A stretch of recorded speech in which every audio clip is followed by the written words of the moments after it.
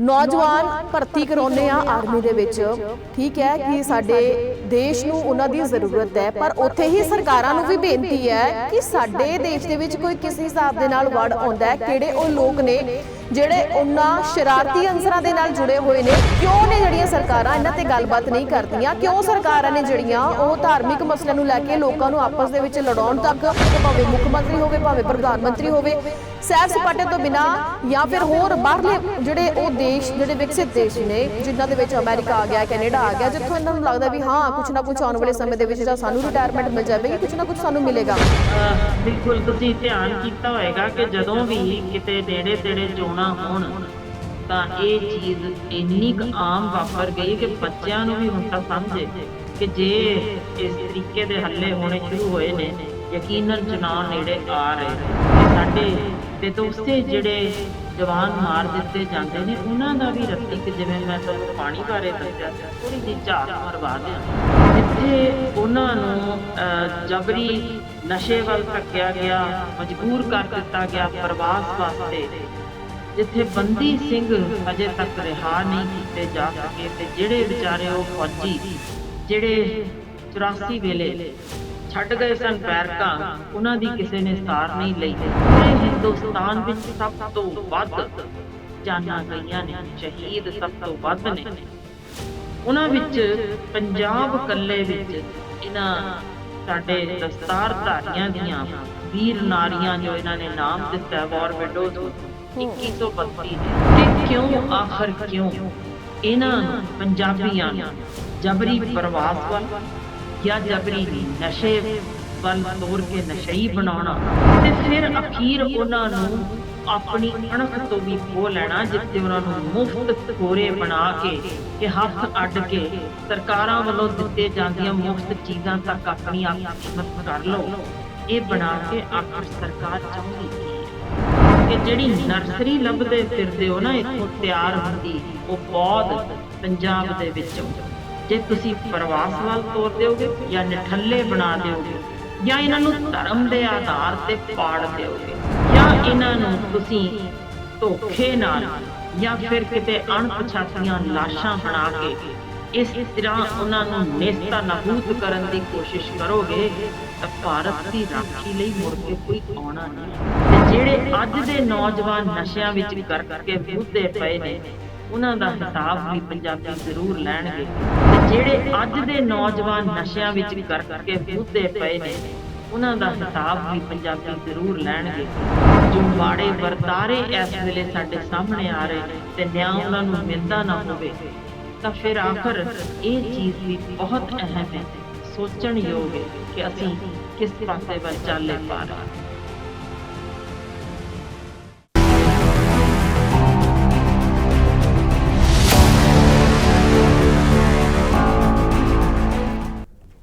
सत श्री अकाल जी, मैं नवदीप धालीवाल। तुसीं वेख रहे हो साडा खास प्रोग्राम किच सुनिए किच कहिए। यह प्रोग्राम है जिस विच आपां गल्लां बातां करदे हां ਵੱਖੋ ਵੱਖਰੇ टॉपिक्स बारे। गल्लां बातां हुंदियां ने पंजाब दे पक्ष दे मसलियां बारे, राजनीति बारे, धार्मिक मसलियां बारे, समाजिक मसलियां बारे, ते नाल नाल गल्लां बातां हुंदियां ने कि जदों असीं घरां दे विच बहिंदे हां, रोटी खाते हैं, एक दूजे नाल गल्लां बातां करते हैं, चाह पानी पीने हैं, तो कुछ ना कुछ सवाल होंदे ने साडे मनां दे विच, कोई ना कोई विचार असीं करते ही रहने हैं। तो कई बार अजिहा हुंदा है कि सानूं लगदा है भी कौन इन्हां सवालां दे जवाब देवे, कौन अजिहा होवे जो सरलता दे नाल दस सके कि आखिरकार इहदा असली राह की है, लोग की सोचते हैं, अपनी आवाज़ किस तरीके दे नाल सरकारां तक पहुँचाउणा चाहुंदे ने। उन्हां सारियां ही गल्लां नूं आपां टॉपिक बना के इस प्रोग्राम दे विच शामिल करते हैं। सो इस प्रोग्राम दे विच मेन जो पर्सन ने जो सारे ही सवालों के जवाब देंदे ने वो है डॉक्टर हरशिंदर कौर। असीं उन्हां दा स्वागत करांगे। सत श्री अकाल मैम, स्वागत है जी तुहाडा। सत श्री अकाल नवदीप जी, ते जिन्ने भी वेख सुन सकते ने सारियां नूं ही बहुत निੱਘੀ सत श्री अकाल जी। वैसे तो सारे दर्शक मैम नूं जाणदे ने, पर फिर भी मैं तुहानूं एक बार दस दवां कि मैम पेशेवर बच्चों के डॉक्टर ने। डॉक्टर होण दे नाल नाल जिथे घर दे विच बच्चों की साਂਭ संभाल, घर की साਂਭ संभाल, उस दे नाल ही ਸਮਾਜ ਦੇ ਵਿੱਚ ਚੱਲ ਰਹੀਆਂ ਕੁਰੀਤੀਆਂ ਦੇ ਖਿਲਾਫ ਆਪਣੀ ਆਵਾਜ਼ ਚੁੱਕਣ ਵਾਲੇ ਬਹੁਤ ਸਾਰੀਆਂ ਬੁੱਕਸ ਨੇ ਜਿਹੜੀਆਂ ਇਹਨਾਂ ਦੀਆਂ ਲਿਖੀਆਂ ਹੋਈਆਂ ਨੇ। ਇਹਨਾਂ ਵੱਲੋਂ ਇੱਕ ਚੈਰੀਟੇਬਲ ਟਰਸਟ ਵੀ ਚਲਾਇਆ ਜਾ ਰਿਹਾ ਜਿੱਥੇ 400 ਤੋਂ ਵੱਧ ਗਰੀਬ ਬੱਚੀਆਂ ਨੇ ਜਿਹੜੀਆਂ ਇਹਨਾਂ ਦੇ ਅੰਡਰ ਪੜ੍ਹ ਰਹੀਆਂ ਨੇ, ਉਹਨਾਂ ਦੀ ਸਾਰੀ ਪੜ੍ਹਾਈ ਦਾ ਖਰਚਾ ਇਹਨਾਂ ਵੱਲੋਂ ਚੁੱਕਿਆ ਜਾ ਰਿਹਾ। ਸੋ ਅੱਜ ਦੀ ਜਿਹੜੀ ਪ੍ਰੋਗਰਾਮ ਦੀ ਜਿਹੜੀ ਸ਼ੁਰੂਆਤ ਹੈ ਉਹ ਅਸੀਂ ਪਿਛਲੇ ਕਈ ਦਿਨਾਂ ਦੇ ਦੌਰਾਨ ਅਖਬਾਰਾਂ ਦੀਆਂ ਸੁਰਖੀਆਂ ਦੇ ਵਿੱਚ, ਸੋਸ਼ਲ ਮੀਡੀਆ ਤੇ ਤੁਸੀਂ ਵੇਖਿਆ ਕਿ ਅਨੰਤਨਾਗ ਦੇ ਵਿੱਚ ਮੁੱਠਭੇੜ ਹੋਈ ਜਿਸ ਦੇ ਵਿੱਚ 3 ਜਵਾਨ ਸ਼ਹੀਦ ਹੋਏ। ਉਹਨਾਂ ਸ਼ਹੀਦਾਂ ਨੂੰ ਯਾਦ ਕਰਦਿਆਂ, ਉਹਨਾਂ ਸ਼ਹੀਦਾਂ ਨੂੰ ਸਤ-ਸਤ ਨਮਨ ਕਰਦਿਆਂ ਅੱਜ ਦਾ ਇਹ ਪ੍ਰੋਗਰਾਮ ਟ੍ਰਿਬਿਊਟ ਹੋਏਗਾ। ਤਾਂ ਪੰਜਾਬ ਦੇ ਬਹੁਤ ਸਾਰੇ ਜਵਾਨ ਨੇ ਜੋ ਹੱਦਾਂ ਸਰਹੱਦਾਂ ਤੇ ਕੁਰਬਾਨ ਹੋ ਰਹੇ ਨੇ ਤੇ ਇਸ ਦੇ ਵਿੱਚ ਵੀ ਸਾਡਾ ਇੱਕ ਪੰਜਾਬ ਦਾ ਨੌਜਵਾਨ ਸ਼ਾਮਿਲ ਹੈ। ਉਸ ਬਾਰੇ ਗੱਲਬਾਤ ਕਰਾਂਗੇ ਤੇ ਹੋਰ ਸ਼ਹੀਦ ਹੋ ਚੁੱਕੇ ਨੌਜਵਾਨਾਂ ਬਾਰੇ ਵੀ ਗੱਲਬਾਤ ਹੋਏਗੀ। ਸਰਕਾਰਾਂ ਕੀ ਕਰ ਰਹੀਆਂ ਨੇ, ਕਿਉਂ ਅਜਿਹੇ ਹਮਲੇ ਹੋ ਰਹੇ ਨੇ, ਦੇਸ਼ ਦੀ ਸਰਹੱਦ ਦੇ ਅੰਦਰ ਆ ਕੇ ਹੀ ਕੋਈ ਸਾਡੇ ਜਵਾਨਾਂ ਤੇ ਇਸ ਤਰੀਕੇ ਦੇ ਹਮਲੇ ਕਰ ਜਾਂਦਾ ਹੈ ਕਿ ਲਗਾਤਾਰ ਮਾਵਾਂ ਦੇ ਪੁੱਤ ਉਹਨਾਂ ਤੋਂ ਵਿਛੜਦੇ ਜਾ ਰਹੇ ਨੇ। ਸੋ ਸਾਰੀਆਂ ਹੀ ਗੱਲਾਂ ਇਸ ਪ੍ਰੋਗਰਾਮ ਦੇ ਵਿੱਚ ਹੋਣਗੀਆਂ ਤੇ ਉਸ ਤੋਂ ਪਹਿਲਾਂ ਆਪਾਂ ਮੈਮ ਤੋਂ ਇੱਕ ਕਹਾਣੀ ਸੁਣਦੇ ਹੁੰਦੇ ਹਾਂ। ਮੈਮ, ਦਰਸ਼ਕਾਂ ਦੇ ਲਈ ਤੁਸੀਂ ਅੱਜ ਕਿਹੜੀ ਕਹਾਣੀ ਲੈ ਕੇ ਆਏ ਹੋ? ਅੱਜ ਕਹਾਣੀ ਕੁਛ ਗੰਭੀਰ ਹੈ, ਜਿਹਦੇ ਲਈ ਮੈਨੂੰ ਲੱਗਦਾ ਦੁਨੀਆ ਦੇ ਹਰ ਬੰਦੇ ਨੂੰ ਸੋਚਣਾ ਤਾਂ ਪੈਣਾ ਹੀ। ਜੀ। ਹੋਇਆ ਇਹ ਕਿ ਇੱਕ ਟੀਵੀ ਐਂਕਰ ਸਨ ਜਿਨ੍ਹਾਂ ਨੇ ਪੁੱਛਣਾ ਸ਼ੁਰੂ ਕੀਤਾ ਹਰ ਕਿਸੇ ਕੋਲ, ਅਲੱਗ-ਅਲੱਗ ਇਕੱਠ ਜਿੱਥੇ ਹੋਏ ਸਨ ਉਹਨਾਂ ਥਾਵਾਂ ਤੇ, ਸਕੂਲਸ ਵਿੱਚ, ਕਾਲਜਸ ਵਿੱਚ, ਯੂਨੀਵਰਸਿਟੀਜ਼ ਵਿੱਚ, ਜਾਂ ਜਿੱਥੇ ਵੈਸੇ ਹੀ ਕੋਈ ਪਾਰਟੀ ਚੱਲ ਰਹੀ ਸੀ, ਸਾਰਿਆਂ ਕੋਲ ਜਾ ਕੇ ਇੱਕ ਸਵਾਲ ਪੁੱਛਿਆ ਗਿਆ ਕਿ ਤੁਹਾਡੀ ਜ਼ਿੰਦਗੀ 'ਚ ਸਭ ਤੋਂ ਅਹਿਮ ਚੀਜ਼ ਕੀ ਹੈ। ਜੀ। ਕਿਸੇ ਨੇ, ਬੱਚੇ ਨੇ ਅਗਾਂਹ ਹੋ ਕੇ ਪਹਿਲਾਂ ਹੀ ਆਪ ਹੱਥ ਚੁੱਕ ਕੇ ਕਿਹਾ ਜੀ ਪੀਜ਼ਾ, ਕੋਈ ਉੱਠ ਕੇ ਕੋਕ, ਕੋਈ ਮੋਟਰਸਾਈਕਲ ਆਪਣੀ ਦੀ ਗੱਲ ਕਰ ਰਿਹਾ ਸੀ, ਕੋਈ ਆਈਸਕ੍ਰੀਮ ਦੀ, ਕੋਈ ਜੁੱਤਿਆਂ ਨੂੰ ਪਸੰਦ ਕਰ ਰਿਹਾ ਸੀ, ਕਿਸੇ ਲਈ ਪੈਸੇ ਅਹਿਮ ਸਨ, ਕੋਈ ਆਪਣੇ ਮੋਬਾਈਲ ਤੋਂ ਬਗੈਰ ਸੋਚਦਾ ਸੀ ਜ਼ਿੰਦਗੀ ਹੈ ਹੀ ਕੁਝ ਨਹੀਂ, ਤੋਂ ਕਿਸੇ ਨੂੰ ਆਪਣਾ ਕੁੱਤਾ ਬਹੁਤ ਪਿਆਰਾ ਜਾਪਿਆ, ਕਿਸੇ ਨੂੰ ਕੋਈ ਆਪਣਾ ਜਿਹਦੇ ਨਾਲ ਉਹਨੂੰ ਪਿਆਰ ਸੀ ਉਹਦਾ ਨਾਮ ਲੈ ਕੇ ਉਸ ਦੱਸਿਆ ਕਿ ਉਸ ਤੋਂ ਬਗੈਰ ਜ਼ਿੰਦਗੀ ਕੁਝ ਨਹੀਂ। ਤੋਂ ਸਾਡੇ ਲਈ ਜ਼ਿੰਦਗੀ 'ਚ ਅਹਿਮ ਚੀਜ਼ ਇਸ ਤਰ੍ਹਾਂ ਕਰਦੇ ਕਰਾਂਦੇ ਉਹਨੇ ਕੁਝ ਹਜ਼ਾਰ ਕੁ ਬੰਦਿਆਂ ਤੋਂ ਇਹੋ ਕੁਝ ਪੁੱਛਿਆ ਤੇ ਸਾਰਿਆਂ ਨੇ ਆਪਣੀ ਜ਼ਿੰਦਗੀ ਦੀ ਅਹਿਮ ਚੀਜ਼ ਵਿੱਚ ਕੁਝ ਨਾ ਕੁਝ, ਕਿਸੇ ਨੂੰ ਆਪਣੀ ਲਿਖੀ ਹੋਈ ਡਾਇਰੀ ਪਸੰਦ ਸੀ, ਕਿਸੇ ਨੂੰ ਕੋਈ ਥਾਂ ਅਜਿਹੀ ਉਹਦੀ ਜ਼ਿੰਦਗੀ ਸੀ ਕਿ ਮੈਂ ਜੇ ਉਸ ਥਾਂ ਤੇ ਨਾ ਜਾਵਾਂ ਤਾਂ ਰੋਜ਼ ਤਾਂ ਮੈਨੂੰ ਇੰਝ ਲੱਗਦਾ ਕੁਝ ਖੁੱਸ ਗਿਆ। ਸੋ ਇਸੇ ਤਰ੍ਹਾਂ ਦੇ ਹੀ ਉਹਨੂੰ ਜਵਾਬ ਮਿਲੇ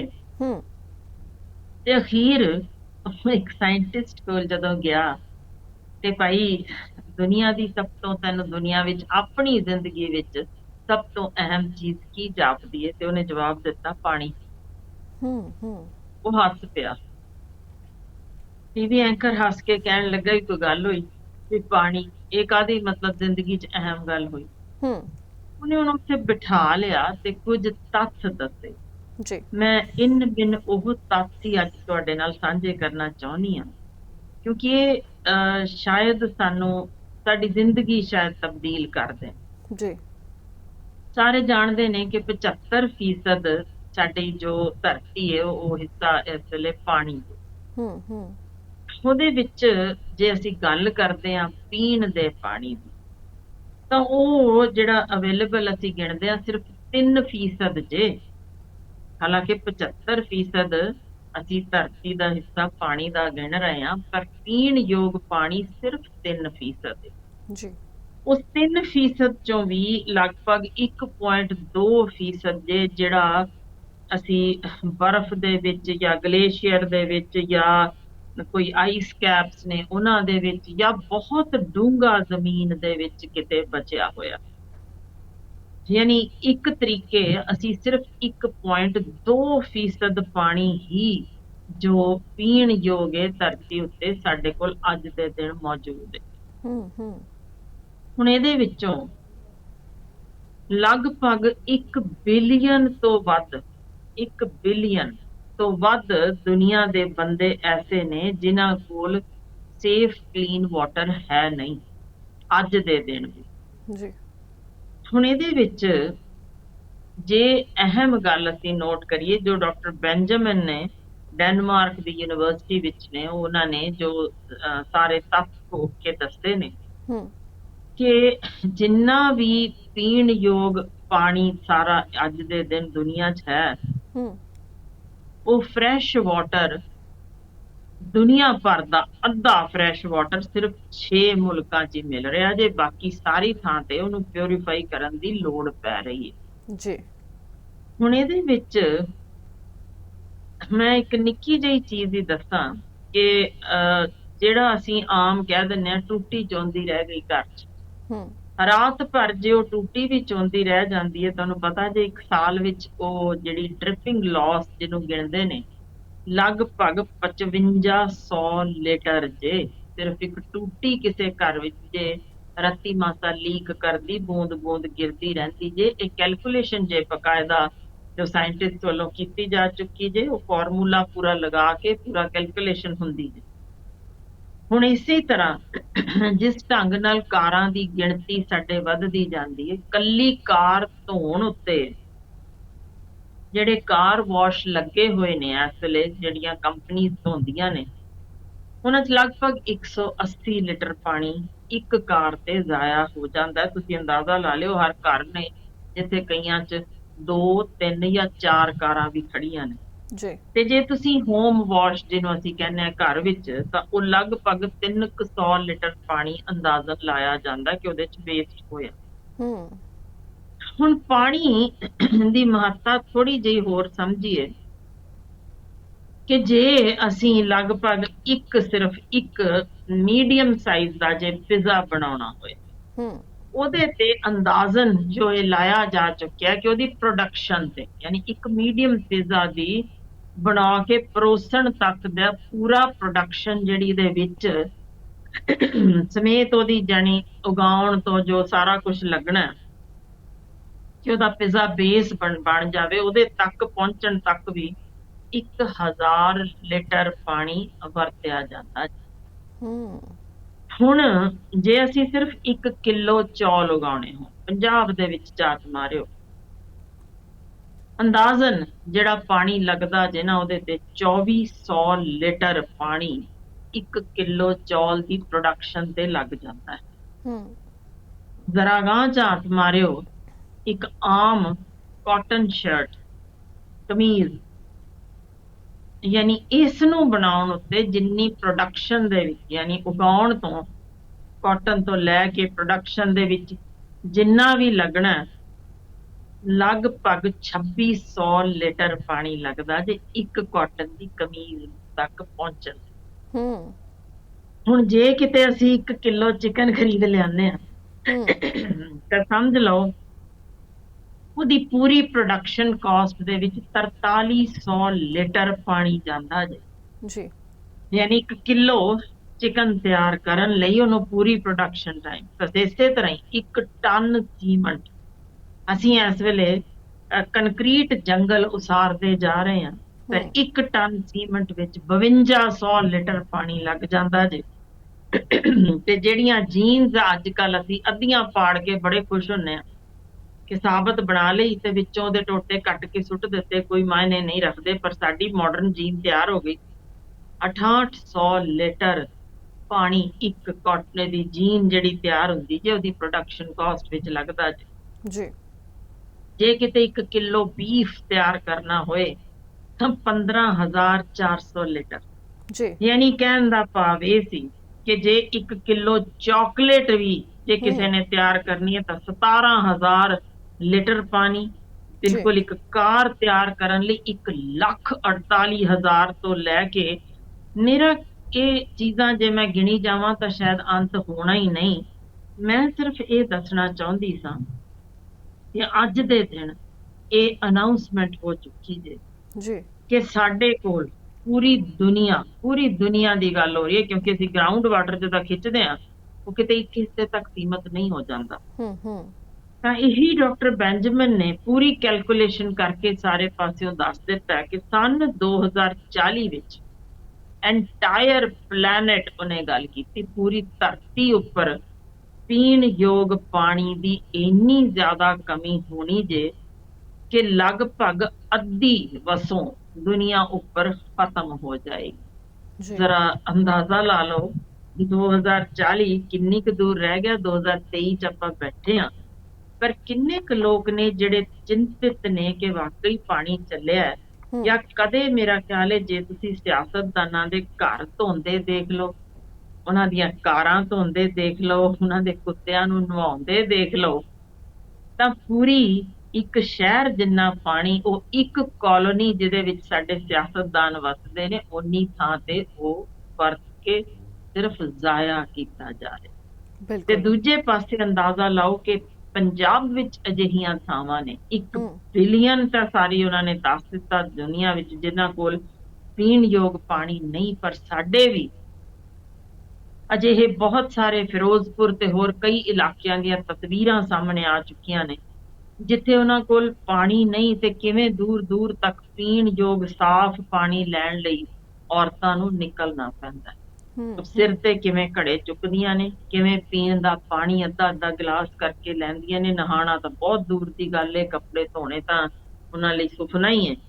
ਇਹ ਹਾਲ ਜਦੋਂ ਸਾਨੂੰ ਦਿਖ ਰਿਹਾ ਹੋਵੇ ਤਾਂ ਅਸੀਂ ਕਿਸ ਢੰਗ ਨਾਲ ਇਹ ਕੰਟਰੋਲ ਕਰ ਰਹੇ ਹਾਂ, ਜਿੱਥੇ ਚੇਤੇ ਕਰਿਓ ਅਸੀਂ ਬੁਰਸ਼ ਕਰਨ ਲੱਗਿਆਂ ਵੀ ਟੂਟੀ ਔਨ ਕਰ ਦਿੰਨੇ ਆ, ਸਾਨੂੰ ਚੇਤੇ ਨਹੀਂ ਇਹ ਚੀਜ਼ ਰਹਿੰਦੀ ਕਿ ਪਾਣੀ ਜਿਹੜਾ ਜ਼ਾਇਆ ਕਰ ਰਹੇ ਆ ਭਾਈ ਸਿਰਫ ਸੰਨ 2040 ਆ ਹੀ ਚੱਲਿਆ ਜੇ, ਬੁਰਸ਼ ਤਾਂ ਛੱਡੋ, ਬੂੰਦ ਨੂੰ ਤਰਸਦੇ ਅਸੀਂ ਇੱਥੋਂ ਆਖਰੀ ਸਵਾਸ ਤਿਆਗ ਦੇਵਾਂਗੇ।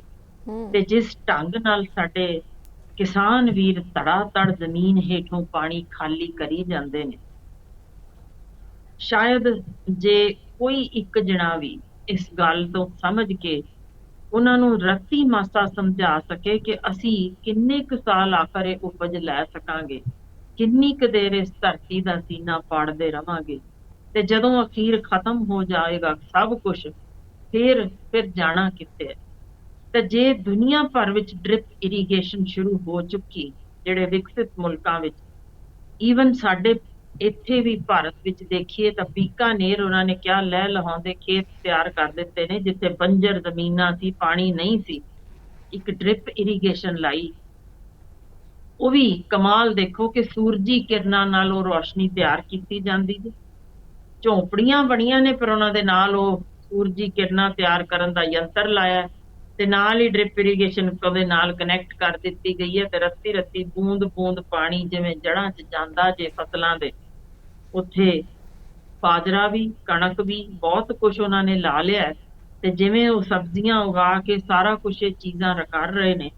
ਅਸੀਂ ਕਦੋਂ ਸਮਝਾਂਗੇ ਕਿ ਪੰਜਾਬ ਨੇ ਕੀ ਸਿਰਫ ਢਿੱਡ ਭਰਨਾ ਜੇ ਸਾਰੇ ਭਾਰਤ ਦਾ, ਤੇ ਅਖੀਰ ਬੰਜਰ ਜ਼ਮੀਨ ਛੱਡ ਕੇ ਆਪ ਦੌੜ ਜਾਣਾ ਕਿਸੇ ਜਿਹੀ ਥਾਂ ਜਿੱਥੇ ਕਦੇ ਕੋਈ ਹੋਰ ਅਸੀਂ ਕੰਮ ਕਰਨ ਨੂੰ ਉਦੋਂ ਮਜਬੂਰ ਹੋ ਜਾਵਾਂਗੇ। ਤਾਂ ਕਿਉਂ ਵੇਲੇ ਸਿਰ ਅਸੀਂ ਨਹੀਂ ਸਮਝਦੇ ਕਿ ਭਾਈ ਪਾਣੀ ਅੱਜ ਬਚਾ ਲਈਏ, ਇਹ ਪੰਜਾਬ ਨੂੰ ਬੰਜਰ ਹੋਣ ਤੋਂ ਬਚਾ ਲਈਏ। ਨਹੀਂ ਅਸੀਂ ਮੋਇੰਜੋ ਦੜੋ ਵਾਂਗ ਸਿਰਫ ਇੱਕ ਇੱਥੇ ਮਹਿਲ ਮਾੜੀਆਂ ਛੱਡ ਕੇ ਤੁਰ ਜਾਵਾਂਗੇ ਤੇ ਰਹਿਣਾ ਕਿਸੇ ਨਹੀਂ, ਨਾ ਸਾਡਾ ਇਤਿਹਾਸ ਬਚਣਾ ਜੇ, ਨਾ ਕੋਈ ਸੱਭਿਆਚਾਰ ਰਹਿਣਾ ਜੇ, ਨਾ ਸਾਡੀ ਜ਼ਬਾਨ। ਤੇ ਅੱਜ ਤੋਂ ਫਿਰ ਕਿਤੇ ਕੋਈ 200 ਵਰੇ ਬਾਅਦ ਆ ਕੇ ਦੇਖੇਗਾ ਕਿ ਹਾਂ ਕੋਈ ਨਾ ਕੋਈ ਵਸੋਂ ਤਾਂ ਇੱਥੇ ਜ਼ਰੂਰ ਹੁੰਦੀ ਸੀ, ਪਰ ਅੱਜ ਤਾਂ ਹੁਣ ਕੁਝ ਵੀ ਨਹੀਂ ਹੈ, ਸਿਰਫ ਇਹ ਰੁਲਦੇ ਫਿਰਦੇ ਮਕਾਨਾਂ ਦੇ ਕਿਤੇ ਟੋਟੇ ਹੀ ਦਿਸਦੇ ਨੇ। ਜੀ ਬਿਲਕੁਲ ਮੈਮ, ਤਾਂ ਜਿਸ ਹਿਸਾਬ ਦੇ ਨਾਲ ਪਾਣੀ ਸਾਡੇ ਸਰੀਰ ਦੇ ਲਈ ਬੇਹੱਦ ਜ਼ਰੂਰੀ ਹੈ, ਉਵੇਂ ਹੀ ਤੁਸੀਂ ਵੱਖੋ ਵੱਖਰੀਆਂ ਚੀਜ਼ਾਂ ਦਾ ਜ਼ਿਕਰ ਕੀਤਾ ਕਿ ਚਾਕਲੇਟ ਤੋਂ ਲੈ ਕੇ ਕਾਟਨ ਦੀਆਂ ਸ਼ਰਟਸ ਤੋਂ ਲੈ ਕੇ ਹਰ ਇੱਕ ਚੀਜ਼ ਦੇ ਵਿੱਚ ਲੱਖਾਂ ਟਨ ਜਿਹੜਾ ਪਾਣੀ ਹੈ ਉਹ ਯੂਜ਼ ਹੋ ਰਿਹਾ। ਤਾਂ ਜਿਵੇਂ ਤੁਸੀਂ ਆਮ ਮੰਤਰੀਆਂ ਦੇ ਘਰਾਂ ਦੀ ਵੀ ਗੱਲ ਕੀਤੀ ਹੈ, ਜਿਸ ਹਿਸਾਬ ਦੇ ਨਾਲ ਤੁਸੀਂ ਕਿਹਾ ਕਿ ਕਿੱਥੇ ਕਿੱਥੇ ਪਾਣੀ ਦੀ ਵੇਸਟੇਜ ਹੁੰਦੀ ਹੈ, ਉੱਥੇ ਜਿਹੜੇ ਵੀ ਸਾਡੇ ਲੋਕ ਸਾਨੂੰ ਸੁਣ ਰਹੇ ਨੇ, ਸਾਡੇ ਦਰਸ਼ਕ ਸਾਨੂੰ ਸੁਣ ਰਹੇ ਨੇ, ਉੱਥੇ ਹੀ ਇਸ ਗੱਲ ਤੋਂ ਵੀ ਮੁਨਕਰ ਨਹੀਂ ਕੀਤਾ ਜਾ ਸਕਦਾ ਕਿ ਘਰਾਂ ਦੇ ਵਿੱਚ ਬੀਬੀਆਂ ਜਦੋਂ ਘਰ ਧੋਣ ਦੇ ਲਈ ਸਵੇਰੇ ਹੀ ਪਤਾ ਨਹੀਂ ਉਹਨਾਂ ਨੂੰ ਕੀ ਕਿੱਧਰੋਂ ਇਹਨਾਂ ਨੂੰ ਇਹ ਸਿਖਾਇਆ ਗਿਆ ਕਿ 7 ਵਜੇ ਉੱਠਣਾ, ਝਾੜੂ ਚੱਕਣਾ ਤੇ ਉਹ ਮਾਰਨਾ ਤੇ ਉਸ ਤੋਂ ਬਾਅਦ ਪਾਈਪ ਛੱਡ ਲੈਣੀ ਹੈ, ਤਾਂ ਫਿਰ ਗਲੀ ਤੱਕ ਦਾ ਅੱਗੇ ਨਾਲੀਆਂ ਤੱਕ ਪਤਾ ਨਹੀਂ ਕਿਹਦੇ ਕਿਹਦੇ ਘਰ ਤੱਕ ਧੋ ਆਉਂਦੀਆਂ ਨੇ। ਤਾਂ ਉਹਨਾਂ ਨੂੰ ਸਮਝਾਉਣ ਦੀ ਜ਼ਰੂਰਤ ਹੈ ਕਿ ਕਿਰਪਾ ਕਰਕੇ ਪਾਣੀ ਦੀ ਵਰਤੋਂ ਚੰਗੇ ਤਰੀਕੇ ਨਾਲ ਕਰੋ, ਦੁਰਵਰਤੋਂ ਇਸ ਦੀ ਨਾ ਕੀਤੀ ਜਾਵੇ। ਤੇ ਉੱਥੇ ਹੀ ਮੈਮ ਜਿਵੇਂ ਤੁਸੀਂ ਕਿਸਾਨਾਂ ਦਾ ਜ਼ਿਕਰ ਕੀਤਾ ਕਿ ਕਿਸਾਨ ਨੇ ਜਿਹੜੇ ਉਹ ਵੱਧ ਪਾਣੀ ਹੈ ਜਿਹੜਾ ਧਰਤੀ ਹੇਠੋਂ ਖਿੱਚ ਰਹੇ ਨੇ, ਪਰ ਇਸ ਗੱਲ ਤੋਂ ਵੀ ਆਪਾਂ ਕਿਨਾਰਾ ਨਹੀਂ ਕਰ ਸਕਦੇ ਕਿ ਕਿਸਾਨਾਂ ਦੀ ਗੱਲ ਕਰੀਏ ਤਾਂ ਕਿਸਾਨ ਖੇਤੀ ਤੇ ਨਿਰਭਰ ਨੇ, ਪਰ ਸਾਡੀਆਂ ਸਰਕਾਰਾਂ ਨੇ ਜਿਨ੍ਹਾਂ ਨੇ ਪਹਿਲਾਂ ਪਿੱਛੋਂ ਹੱਥ ਖਿੱਚਿਆ, ਉਹਨਾਂ ਨੇ ਉਹਨਾਂ ਨੂੰ ਮੋਟਰ ਲਾਉਣ ਤੇ ਮਜਬੂਰ ਕੀਤਾ, ਉਹਨਾਂ ਨੇ ਫ੍ਰੀ ਬਿਜਲੀ ਦਿੱਤੀ, ਉਹਨਾਂ ਨੇ ਕਨੈਕਸ਼ਨ ਦੇਣੇ ਸ਼ੁਰੂ ਕੀਤੇ ਕਿ ਕਿਸਾਨਾਂ ਨੂੰ ਅਸੀਂ ਸਬਸਿਡੀ ਦਿੰਦੇ ਹਾਂ। ਸਬਸਿਡੀ ਲਗਾ ਲਗਾ ਕੇ ਉਹਨਾਂ ਨੇ ਹੀ ਮੋਟਰਾਂ ਨੇ ਜਿਹੜੀਆਂ ਖੇਤਾਂ ਤੱਕ ਪਹੁੰਚਾਈਆਂ। ਜੇ ਨਹਿਰੀ ਵਿਭਾਗ ਸਹੀ ਸਮੇਂ ਤੇ ਆਪਣੀ ਸਹੀ ਵਰਤੋਂ ਕਰਦਾ, ਜੇ ਸਰਕਾਰ ਇਹਨਾਂ ਚੀਜ਼ਾਂ ਵੱਲ ਧਿਆਨ ਦਿੰਦੀ, ਨਹਿਰੀ ਪਾਣੀ ਜਿਵੇਂ ਹੁਣ ਹੜ੍ਹਾਂ ਦੇ ਵਾਂਗ ਲੋਕਾਂ ਦੇ ਘਰਾਂ ਤੱਕ ਪਹੁੰਚ ਜਾਂਦਾ, ਕੀ ਇਹ ਪਾਣੀ ਬਰਸਾਤਾਂ ਤਾਂ ਹੁੰਦੀਆਂ ਹੀ ਰਹਿੰਦੀਆਂ ਨੇ, ਨਹਿਰੀ ਪਾਣੀ ਵੀ ਕੋਈ ਇੰਨਾ ਘੱਟ ਨਹੀਂ ਹੈ, ਜੇ ਉਹੀ ਨਹਿਰਾਂ ਦੇ ਜ਼ਰੀਏ, ਉਹੀ ਨਾਲੀਆਂ ਦੇ ਜ਼ਰੀਏ, ਕੱਸੀਆਂ ਦੇ ਜ਼ਰੀਏ, ਖੇਤਾਂ ਦੇ ਵਿੱਚ ਖਾਲਾਂ ਦੇ ਜ਼ਰੀਏ ਪਹੁੰਚੇ ਤਾਂ ਮੈਨੂੰ ਲੱਗਦਾ ਕਿਸਾਨਾਂ ਨੂੰ ਜ਼ਿਆਦਾ ਜ਼ਰੂਰਤ ਨਹੀਂ ਪਵੇਗੀ ਤੇ ਨਾ ਹੀ ਕਿਸਾਨਾਂ ਤੇ ਇਲਜ਼ਾਮ ਲੱਗੇਗਾ ਕਿ ਉਹ ਪਾਣੀ ਦੀ ਦੁਰਵਰਤੋਂ ਕਰ ਰਹੇ ਨੇ, ਕਿਉਂਕਿ ਜਿਵੇਂ ਤੁਸੀਂ ਦੱਸਿਆ ਕਿ 1 ਕਿਲੋ ਚਾਕਲੇਟ ਬਣਾਉਣ ਦੇ ਲਈ ਵੀ ਹਜ਼ਾਰਾਂ ਟਨ ਪਾਣੀ ਲੱਗ ਜਾਂਦਾ ਹੈ, ਤਾਂ ਉਹਨਾਂ ਫੈਕਟਰੀਆਂ ਦਾ ਵੀ ਬਰਾਬਰ ਦਾ ਯੋਗਦਾਨ ਹੈ। ਪਰ ਫਿਲਹਾਲ ਜਿਹੜੀ ਗੱਲ ਆਪਾਂ ਕਿਸਾਨਾਂ ਦੀ ਕੀਤੀ ਹੈ, ਤਾਂ ਤੁਸੀਂ ਸਰਕਾਰ ਦੇ ਲਈ ਕੀ ਸੁਨੇਹਾ ਦੇਣਾ ਚਾਹੋਗੇ? ਬਿਲਕੁਲ ਦੇਖੋ, ਜਦੋਂ ਕੋਈ ਸਰਕਾਰ ਦੇ ਸਿਰ ਜ਼ਿੰਮੇਵਾਰੀ ਪਹਿਲਾਂ ਆਪਾਂ ਦੱਸ ਦਈਏ ਹੁੰਦੀ ਕੀ ਜੇ। ਦੁਨੀਆ ਭਰ 'ਚ ਸਰਕਾਰਾਂ ਦੋ ਚੀਜ਼ਾਂ ਦੀ ਜ਼ਿੰਮੇਵਾਰੀ ਲੈਂਦੀਆਂ ਨੇ ਕਿ ਅਸੀਂ ਆਪਣੇ ਸਾਰੇ ਇਸ ਥਾਂ ਦੇ ਵਸਨੀਕਾਂ ਨੂੰ ਵਧੀਆ ਪੜ੍ਹਾਈ ਦੇਣਾ ਚਾਹੁੰਦੇ ਹਾਂ ਤਾਂ ਕਿ ਉਹ ਕਿਰਤ ਕਰਨ ਜੋਗੇ ਹੋਣ, ਆਪ ਕਮਾਉਣ ਜੋਗੇ ਹੋਣ, ਅਣਖ ਨਾਲ ਜੀ ਸਕਣ। ਤੇ ਦੂਜੀ ਚੀਜ਼ ਹੁੰਦੀ ਜੇ ਸਿਹਤ ਵਜੋਂ, ਕਿ ਤੁਸੀਂ ਪੂਰਨ ਰੂਪ ਵਿੱਚ ਕਿਤੇ ਵੀ ਤੁਹਾਡੀ ਕੋਈ ਲੋੜ ਹੋਵੇ ਤਾਂ ਸਿਹਤ ਪੱਖੋਂ ਇਹ ਨਾ ਹੋਏ ਦੁਨੀਆ ਦਾ ਕੋਈ ਹਿੱਸਾ ਕਿਸੇ ਥਾਂ ਤੇ ਇਸ ਤਰ੍ਹਾਂ ਦਾ ਸਿਰਫ ਇਲਾਜ ਖੁਣੋਂ ਮਰ ਜਾਏ, ਹੋਣਾ ਨਹੀਂ ਚਾਹੀਦਾ। ਮੈਂ ਤਾਂ ਸੈਲੂਟ ਕਰਦੀ ਹਾਂ, ਈਵਨ ਰਾਜਸਥਾਨ ਵਿੱਚ ਸਾਡੇ ਨਾਲ ਦੇ, ਕਿਉਂਕਿ ਅਸੀਂ ਪੇਪਰ ਲੈਣ ਜਾਂਦੇ ਰਹਿੰਦੇ ਹਾਂ, ਮੈਂ ਹੈਰਾਨ ਸਾਂ ਕਿ ਉਹਨਾਂ ਨੇ ਕਿਹਾ ਕਿ ਆਮ ਬੰਦਿਆਂ ਦੀ ਸਹੂਲਤ ਤਾਂ ਹੈ ਹੀ ਹੈ, ਕਿ ਸਾਰਾ ਕੁਝ ਉਹਨਾਂ ਨੇ ਇਲਾਜ ਉੱਥੇ ਫ੍ਰੀ ਕੀਤਾ ਪਿਆ। ਤਾਂ ਨਾਲ ਇਹ ਦੇਖੋ ਕਿ ਉਹਨਾਂ ਦੇ ਮਹਿੰਗੇ ਤੋਂ ਮਹਿੰਗੇ ਟੀਕੇ, ਕੀ MRI, ਕੀ CT ਸਕੈਨ, ਕੀ ਸਾਰਾ ਕੁਝ ਮੁਫਤ, ਬਿਲਕੁਲ 1 ਰੁਪਈਆ ਵੀ ਉਹਨਾਂ ਦਾ ਖਰਚਾ ਨਹੀਂ। ਤੇ ਉੱਪਰੋਂ ਇਹ ਕਿ ਜੇ ਕਿਸੇ ਡਾਕਟਰ ਨੂੰ ਆਪ ਲੋੜ ਪੈ ਜਾਏ, ਕੋਈ ਸੀਰੀਅਸ ਗੱਲ ਹੋਏ, ਤਾਂ ਉਹ ਵੀ ਖੜੇ ਖੜੋਤੇ 3 ਲੱਖ ਤੱਕ ਉਸੇ ਵੇਲੇ ਖਰਚਾ ਉਹਦੇ ਤੇ ਹੋ ਸਕਦਾ ਹੈ। ਤੇ ਪੂਰਨ ਰੂਪ ਵਿੱਚ ਇਲਾਜ ਜੇ ਕੋਈ ਮਾੜੀ ਬਿਮਾਰੀ ਹੈ ਤਾਂ 3 ਕਰੋੜ ਤੱਕ ਵੀ ਉਹਨਾਂ ਨੇ ਇਹ ਯਾਨੀ ਉਹਦੇ ਲਈ ਰੱਖ ਦਿੱਤਾ, ਜੋ ਕਿ ਵਾਕਈ ਅੱਖਾਂ ਖੋਲਣ ਵਾਲੀ ਗੱਲ ਹੈ ਕਿ ਅਸੀਂ ਕਿਤੇ ਇਕੱਲੀ ਇਸ਼ਤਿਹਾਰਬਾਜ਼ੀ ਤੱਕ ਹੀ ਸੀਮਤ ਤਾਂ ਨਹੀਂ ਹੋ ਗਏ ਕਿ ਸਾਡਾ ਕੁਛ ਵੀ ਅਸਲ ਵਿੱਚ ਮਿਲਦਾ ਨਾ ਹੋਵੇ। ਇਕੱਲਾ ਜਿਵੇਂ ਗੋਬਲਸ ਹਿਟਲਰ ਦਾ ਸੀ, ਜਿਹਨੇ ਕਿਹਾ ਕਿ ਹਾਂਜੀ ਸਿਰਫ ਹੀ ਤੁਸੀਂ ਵਾਰ-ਵਾਰ 200 ਵਾਰ ਝੂਠ ਬੋਲੋ ਤੇ ਉਹ ਸੱਚ ਹੋ ਜਾਂਦਾ ਤੇ ਲੋਕ ਮੰਨ ਲੈਂਦੇ ਨੇ, ਤੇ ਦੁਨੀਆ ਭਰ ਵਿੱਚ ਅਜ਼ਮਾ ਕੇ ਦੇਖਿਆ ਗਿਆ। ਤਾਂ ਮੈਨੂੰ ਲੱਗਦਾ ਅਸੀਂ ਜ਼ਿਆਦਾਤਰ ਸਾਡੇ ਸਿਆਸਤਦਾਨ ਇਸੇ ਉੱਤੇ ਯਕੀਨ ਰੱਖਦੇ ਨੇ ਕਿ ਇੱਕ ਝੂਠ 200 ਵਾਰ ਬੋਲ ਲੋ, ਲੋਕ ਤੇ ਮੰਨ ਹੀ ਜਾਣਗੇ, ਕੋਈ ਚੱਕਰ ਨਹੀਂ, ਕੰਮ ਕਰਨ ਦੀ ਲੋੜ ਨਹੀਂ, ਬਸ ਬਹਿ ਜਾਓ ਤੇ ਆਪਣਾ ਰੌਲਾ ਪਾਈ ਜਾਓ। ਸੋ ਇਸੇ ਕਾਰਨ ਸਾਡੇ ਸਰਕਾਰਾਂ ਆਪਣਾ ਰੋਲ ਮਨਫੀ ਕਰ ਜਾਂਦੀਆਂ ਨੇ ਕਿ ਹਾਂ ਇਹ ਜੇ ਸਭ ਕੁਝ ਨਾਸ ਵੱਜ ਰਿਹਾ ਜੇ ਤੇ ਇਹਦੇ ਪਿੱਛੇ ਫ੍ਰੀ ਬਿਜਲੀ, ਫ੍ਰੀ ਪਾਣੀ ਬਹੁਤ ਵੱਡਾ ਰੋਲ ਅਦਾ ਕਰ ਰਿਹਾ ਜੇ। ਜਿੱਥੇ ਹੁਣ ਵੀ ਹੜ੍ਹਾਂ ਦੇ ਦੌਰਾਨ ਮੈਂ ਆਪ ਅੱਖੀਂ ਵੀ ਆਪਣੇ ਦੇਖਿਆ ਉੱਥੋਂ ਲੰਘਦਿਆਂ, ਤੇ ਹੋਰ ਵੀ ਮੇਰਾ ਖਿਆਲ ਬਹੁਤ ਹੋਣਗੇ ਜਿਨ੍ਹਾਂ ਨੇ ਦੇਖਿਆ ਸੀ ਕਿ ਵਿੱਚ ਬਿਜਲੀ ਜਦੋਂ ਆਉਂਦੀ ਸੀ ਮੋਟਰਾਂ ਆਪੇ ਹੀ ਚੱਲ ਪੈਂਦੀਆਂ ਸਨ, ਕਿਉਂਕਿ ਉਹ ਔਨ ਹੀ ਰੱਖਿਆ ਹੁੰਦਾ ਸੀ ਕਿ ਜਦੋਂ ਵੀ ਬਿਜਲੀ ਆਣੀ ਹੈ ਪਾਣੀ ਆਪਣੇ ਆਪ ਤੁਰੀ ਜਾਏਗਾ, ਧਰਤੀ ਹੇਠੋਂ ਪਾਣੀ ਮੋਟਰਾਂ ਖਿੱਚੀ ਜਾ ਰਹੀਆਂ, ਵਗੀ ਜਾਂਦਾ, ਉੱਪਰੋਂ ਹੜ੍ਹ ਆਏ ਪਏ ਨੇ, ਕੋਈ ਉੱਥੇ ਤੱਕ ਪਹੁੰਚ ਨਹੀਂ ਸਕਦਾ। ਸੋ ਇਹ ਚੀਜ਼ਾਂ ਫੇਰਿਓ ਅਸੀਂ ਸਾਰੇ ਗੁਨਾਹਗਾਰ ਹਾਂ ਜਿਹੜੇ ਸਭ ਕੁਝ ਜਾਣਦੇ ਬੁੱਝਦੇ ਵੀ ਅਸੀਂ ਪਾਣੀ ਜ਼ਾਇਆ ਕਰ ਰਹੇ ਹਾਂ। ਬਿਲਕੁਲ ਮੈਂ ਤੁਹਾਡੇ ਨਾਲ ਸਹਿਮਤ ਹਾਂ, ਅਸੀਂ ਆਪ ਕਈ ਵਾਰ ਬਹੁਤ ਔਖੇ ਹੋਈਦਾ।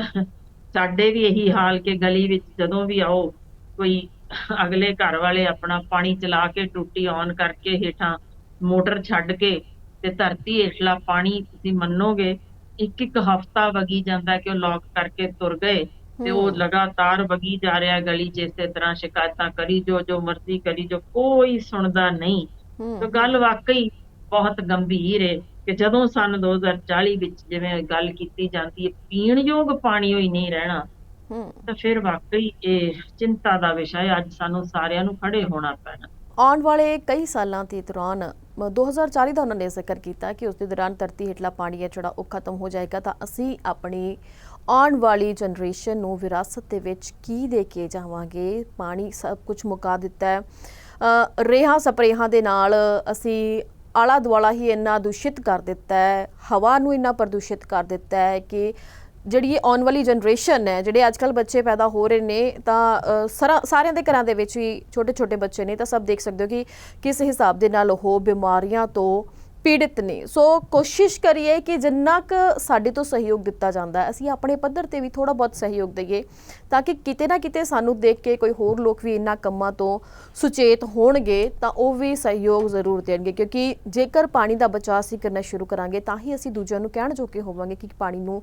ਬਚਾ ਕੇ ਰੱਖੋ, ਇਹ ਬੇਹੱਦ ਜ਼ਰੂਰੀ ਹੈ। ਸੋ ਇਸ ਦੇ ਨਾਲ ਹੀ ਸ਼ੁਰੂਆਤ ਦੇ ਵਿੱਚ ਮੈਂ ਤੁਹਾਨੂੰ ਦੱਸਿਆ ਸੀ ਕਿ ਅਨੰਤਨਾਗ ਦੇ ਵਿੱਚ ਸਾਡੇ ਦੇਸ਼ ਦੇ 3 ਜਵਾਨ ਨੇ ਜਿਹੜੇ ਉਹ ਸ਼ਹੀਦ ਹੋਏ, ਜਿਨ੍ਹਾਂ ਦੇ ਵਿੱਚੋਂ ਇੱਕ ਪੰਜਾਬ ਦਾ ਪੜੌਂਜੀਆਂ ਸੀਗਾ, ਮੋਹਾਲੀ ਦਾ ਇੱਕ ਪਿੰਡ ਹੈ ਪੜੌਂਜੀਆਂ, ਉੱਥੋਂ ਦਾ ਸੀ ਕਰਨਲ ਮਨਦੀਪ ਸਿੰਘ, ਉਹ ਸ਼ਹੀਦ ਹੋ ਗਿਆ। ਤਾਂ ਪਿੱਛੇ ਆਪਣਾ ਪਰਿਵਾਰ ਰੋਂਦਾ ਕੁਰਲਾਉਂਦਾ ਛੱਡ ਗਿਆ। ਤਾਂ ਸਾਰੇ ਹੀ ਸ਼ਹੀਦ ਨੇ, ਉਹਨਾਂ ਨੂੰ ਅਸੀਂ ਸੈਲੂਟ ਕਰਦੇ ਹਾਂ, ਪਰ ਦਿਲ ਬੜਾ ਦੁਖੀ ਹੁੰਦਾ, ਦਿਲ ਚੋਂ ਬੜੇ ਵਲਵਲੇ ਉੱਠਦੇ ਨੇ ਇਹ ਜਾਣ ਕੇ ਕਿ ਸਾਡੀਆਂ ਜਿਹੜੀਆਂ ਸਰਕਾਰਾਂ ਨੇ ਉਹ ਵੀ, ਜਿਵੇਂ ਹੁਣ ਮੈਂ ਪਹਿਲਾਂ ਕਹਿ ਦਿੱਤਾ, ਉਹ ਵੀ ਸਿਰਫ ਘਰਾਂ ਦੇ ਵਿੱਚ ਜਾਂਦੀਆਂ ਨੇ ਸ਼ਹੀਦਾਂ ਦੇ ਵਿੱਚ, ਉਹਨਾਂ ਨੂੰ ਜੋ ਵੀ ਪੈਸੇ ਹੁੰਦੇ ਨੇ ਉਹਨਾਂ ਨੂੰ ਦੇ ਦਿੰਦੇ ਨੇ ਤੇ ਬਾਅਦ ਦੇ ਵਿੱਚ ਕਹਿ ਦਿੰਦੇ ਨੇ ਕਿ ਸਾਡੀ ਹਮਦਰਦੀ ਤੁਹਾਡੇ ਨਾਲ ਹੈ, ਤੁਹਾਡਾ ਜਵਾਨ ਹੈ ਜਿਹੜਾ ਉਹ ਦੇਸ਼ ਦੇ ਲਈ ਸ਼ਹੀਦ ਹੋਇਆ, ਉਹਦੀ ਜਿਹੜੀ ਸ਼ਹਾਦਤ ਹੈ ਉਹ ਜਾਇਆ ਨਹੀਂ ਜਾਏਗੀ। ਪਰ ਉੱਥੇ ਇੱਕ ਮਾਂ ਦਾ ਕਲੇਜਾ ਫਟ ਜਾਂਦਾ, ਇੱਕ ਜਨਾਨੀ ਦਾ ਕਲੇਜਾ ਫਟ ਜਾਂਦਾ, ਉਹਦੇ ਬੱਚੇ ਰੋਂਦੇ ਝੱਲੇ ਨਹੀਂ ਜਾਂਦੇ, ਉਹਦੀਆਂ ਭੈਣਾਂ, ਉਹਦੇ ਰਿਸ਼ਤੇਦਾਰ ਰੋਂਦੇ ਝੱਲੇ ਨਹੀਂ ਜਾਂਦੇ ਕਿ ਉਹਨਾਂ ਦੇ ਘਰ ਦਾ ਇੱਕ ਜੀ ਗਿਆ। ਨੌਜਵਾਨ ਭਰਤੀ ਕਰਾਉਂਦੇ ਆ ਆਰਮੀ ਦੇ ਵਿੱਚ, ਠੀਕ ਹੈ ਕਿ ਸਾਡੇ ਦੇਸ਼ ਨੂੰ ਉਹਨਾਂ ਦੀ ਜ਼ਰੂਰਤ ਹੈ, ਪਰ ਉੱਥੇ ਹੀ ਸਰਕਾਰਾਂ ਨੂੰ ਵੀ ਬੇਨਤੀ ਹੈ ਕਿ ਸਾਡੇ ਦੇਸ਼ ਦੇ ਵਿੱਚ ਕੋਈ ਕਿਸ ਹਿਸਾਬ ਦੇ ਨਾਲ ਵੜ ਆਉਂਦਾ ਹੈ, ਕਿਹੜੇ ਉਹ ਲੋਕ ਨੇ ਜਿਹੜੇ ਉਹਨਾਂ ਸ਼ਰਾਰਤੀ ਅੰਸਰਾਂ ਦੇ ਨਾਲ ਜੁੜੇ ਹੋਏ ਨੇ, ਕਿਵੇਂ ਉਹ ਲੋਕ ਤਾਕ ਲਗਾ ਕੇ ਸਾਡੇ ਆਰਮੀ ਵਾਲਿਆਂ ਨੂੰ ਸ਼ਹੀਦ ਕਰ ਜਾਂਦੇ ਨੇ, ਕਿਵੇਂ ਉਹਨਾਂ ਦੇ ਨਾਲ ਮੱਠਭੇੜ ਹੋ ਜਾਂਦੀ ਹੈ। ਕਿਉਂ ਨੇ ਜਿਹੜੀਆਂ ਸਰਕਾਰਾਂ ਇਹਨਾਂ ਤੇ ਗੱਲਬਾਤ ਨਹੀਂ ਕਰਦੀਆਂ, ਕਿਉਂ ਸਰਕਾਰਾਂ ਨੇ ਜਿਹੜੀਆਂ ਉਹ ਧਾਰਮਿਕ ਮਸਲਿਆਂ ਨੂੰ ਲੈ ਕੇ ਲੋਕਾਂ ਨੂੰ ਆਪਸ ਦੇ ਵਿੱਚ ਲੜਾਉਣ ਤੱਕ ਜਾਂ ਫਿਰ ਸੈਰ ਸਪਾਟਾ ਤੱਕ, ਭਾਵੇਂ ਮੁੱਖ ਮੰਤਰੀ ਹੋਵੇ ਭਾਵੇਂ ਪ੍ਰਧਾਨ ਮੰਤਰੀ ਹੋਵੇ, ਸੈਰ ਸਪਾਟੇ ਤੋਂ ਬਿਨਾਂ ਜਾਂ ਫਿਰ ਹੋਰ ਬਾਹਰਲੇ ਜਿਹੜੇ ਉਹ ਦੇਸ਼, ਜਿਹੜੇ ਵਿਕਸਿਤ ਦੇਸ਼ ਨੇ ਜਿਨ੍ਹਾਂ ਦੇ ਵਿੱਚ ਅਮਰੀਕਾ ਆ ਗਿਆ, ਕੈਨੇਡਾ ਆ ਗਿਆ, ਜਿੱਥੋਂ ਇਹਨਾਂ ਨੂੰ ਲੱਗਦਾ ਵੀ ਹਾਂ ਕੁਛ ਨਾ ਕੁਛ ਆਉਣ ਵਾਲੇ ਸਮੇਂ ਦੇ ਵਿੱਚ ਜਾਂ ਸਾਨੂੰ ਰਿਟਾਇਰਮੈਂਟ ਮਿਲ ਜਾਵੇਗੀ, ਕੁਛ ਨਾ ਕੁਛ ਸਾਨੂੰ ਮਿਲੇਗਾ, ਉੱਧਰ ਦੇ ਦੌਰੇ ਜਾਰੀ ਰੱਖਦੇ ਨੇ। ਪਰ ਜਿਨ੍ਹਾਂ ਦੇ ਨਾਲ ਸਾਡਾ ਇੱਟ ਕੁੱਤੇ ਦਾ ਵੈਰ ਹੋ ਰੱਖਿਆ, ਜੋ ਹਰ ਦਿਨ ਕਿਤੇ ਨਾ ਕਿਤੇ, ਭਾਵੇਂ ਗੁਹਾਟੀ ਦਾ ਏਰੀਆ ਹੋਵੇ, ਭਾਵੇਂ ਗਲੇਸ਼ੀਅਰ ਦਾ ਏਰੀਆ ਹੋਵੇ ਤੇ ਭਾਵੇਂ ਕਸ਼ਮੀਰ ਦੀਆਂ ਆਬਾਦੀਆਂ ਹੋਣ, ਸਾਡੇ ਜਵਾਨ ਆਏ ਦਿਨ ਸ਼ਹੀਦ ਹੋ ਰਹੇ ਨੇ। ਉਹਨਾਂ ਬਾਰੇ ਸੋਚਣ ਦੀ, ਉਹਨਾਂ ਪਰਿਵਾਰਾਂ ਬਾਰੇ ਵਿਚਾਰਨ ਦੀ ਬੇਹੱਦ ਜ਼ਰੂਰਤ ਹੈ ਕਿ ਕਿਸ ਹਿਸਾਬ ਦੇ ਨਾਲ ਸਰਕਾਰਾਂ ਨਾਲ ਆਪਸੀ ਰਾਬਤਾ ਬਣਾਇਆ ਜਾਵੇ, ਕਿਵੇਂ ਦੋ ਸਰਕਾਰਾਂ ਆਪਸ ਦੇ ਵਿੱਚ ਮਿਲ ਕੇ ਇਹ ਜੋ ਵਿੱਚ ਵਿਚਾਲੇ ਵਿਵਾਦ ਪੈਦਾ ਕਰਦੀਆਂ ਨੇ, ਜੋ ਸਾਡੇ ਜਵਾਨਾਂ ਨੂੰ ਇੰਨਾ ਨੁਕਸਾਨ ਪਹੁੰਚਾ ਜਾਂਦੀਆਂ ਨੇ, ਉਹਨਾਂ ਤੇ ਨਕੇਲ ਕੱਸੀ ਜਾਵੇ। ਸੋ ਇਸ ਬਾਰੇ ਗੱਲਬਾਤ ਕਰਾਂਗੇ, ਮੈਮ ਸਾਡੇ ਨਾਲ ਹੀ ਨੇ। ਮੈਮ ਕੀ ਕਹਿਣਾ ਚਾਹੋਗੇ? ਬਿਲਕੁਲ, ਤੁਸੀਂ ਧਿਆਨ ਕੀਤਾ ਹੋਏਗਾ ਕਿ ਜਦੋਂ ਵੀ ਕਿਤੇ ਨੇੜੇ ਤੇੜੇ ਚੋਣਾਂ ਹੋਣ ਤਾਂ ਇਹ ਚੀਜ਼ ਇੰਨੀ ਕੁ ਆਮ ਵਾਪਰ ਗਈ ਹੈ ਕਿ ਬੱਚਿਆਂ ਨੂੰ ਵੀ ਹੁਣ ਤਾਂ ਸਮਝੇ ਕਿ ਜੇ ਇਸ ਤਰੀਕੇ ਦੇ ਹੱਲੇ ਹੋਣੇ ਸ਼ੁਰੂ ਹੋਏ ਨੇ, ਯਕੀਨਨ ਚੁਣਾਵ ਨੇੜੇ ਆ ਰਹੇ ਨੇ। ਬਿਲਕੁਲ ਇੰਨੀ ਕੁ ਸਮਝ ਸਾਰਿਆਂ ਨੂੰ ਹੁਣ ਆ ਚੁੱਕੀ ਹੈ ਕਿ ਸਾਡੇ ਬੇਦੋਸ਼ੇ ਜਿਹੜੇ ਜਵਾਨ ਮਾਰ ਦਿੱਤੇ ਜਾਂਦੇ ਨੇ, ਉਹਨਾਂ ਦਾ ਵੀ ਰਤੀਕ, ਜਿਵੇਂ ਮੈਂ ਤੁਹਾਨੂੰ ਪਾਣੀ ਬਾਰੇ ਦੱਸਿਆ ਸੀ, ਥੋੜੀ ਜਿਹੀ ਝਾਤ ਮਰਵਾ ਦਿਆਂ, ਕਿਉਂਕਿ ਦਿੱਲੀ ਨਾਲ ਸਾਡਾ ਹਮੇਸ਼ਾ ਤੋਂ ਹੀ ਅੱਡਾ ਰਿਹਾ ਹੈ ਤੇ ਉਹ ਦਿੱਲੀ ਜਿਹੜੀ ਇਸ ਵੇਲੇ ਪੰਜਾਬ ਦੇ ਗੱਭਰੂਆਂ ਲਈ ਘਾਤਕ ਸਿੱਧ ਹੋ ਰਹੀ ਹੈ। ਉਹਨਾਂ ਨੂੰ ਜਿੱਥੇ ਬਹੁਤ ਮਾੜੇ ਸ਼ਬਦਾਂ ਨਾਲ, ਕਦੇ ਨਕਸਲਵਾਦੀ, ਕਦੇ ਅੱਤਵਾਦੀ, ਕਦੇ ਖਾਲਿਸਤਾਨੀ, ਕਦੇ ਵੱਖਵਾਦੀ, ਯਾਨੀ ਕੁਛ ਨਾ ਕੁਛ ਬਾਗੀ ਕਹਿ ਕੇ ਉਹਨਾਂ ਨੂੰ ਬਹੁਤ ਕੁਛ ਵੱਖ ਕਹਿ ਕੇ ਭੰਡਿਆ ਜਾਂਦਾ ਜੇ। ਜਿੱਥੇ ਉਹਨਾਂ ਨੂੰ ਜਬਰੀ ਨਸ਼ੇ ਵੱਲ ਧੱਕਿਆ ਗਿਆ, ਮਜਬੂਰ ਕਰ ਦਿੱਤਾ ਗਿਆ ਪ੍ਰਵਾਸ ਵਾਸਤੇ, ਜਿੱਥੇ ਬੰਦੀ ਸਿੰਘ ਹਜੇ ਤੱਕ ਰਿਹਾ ਨਹੀਂ ਕੀਤੇ ਜਾ ਸਕੇ, ਤੇ ਜਿਹੜੇ ਵਿਚਾਰੇ ਉਹ ਫੌਜੀ ਜਿਹੜੇ 84 ਵੇਲੇ ਛੱਡ ਗਏ ਸਨ ਬੈਰਕਾਂ, ਉਹਨਾਂ ਦੀ ਕਿਸੇ ਨੇ ਸਾਰ ਨਹੀਂ ਲਈ।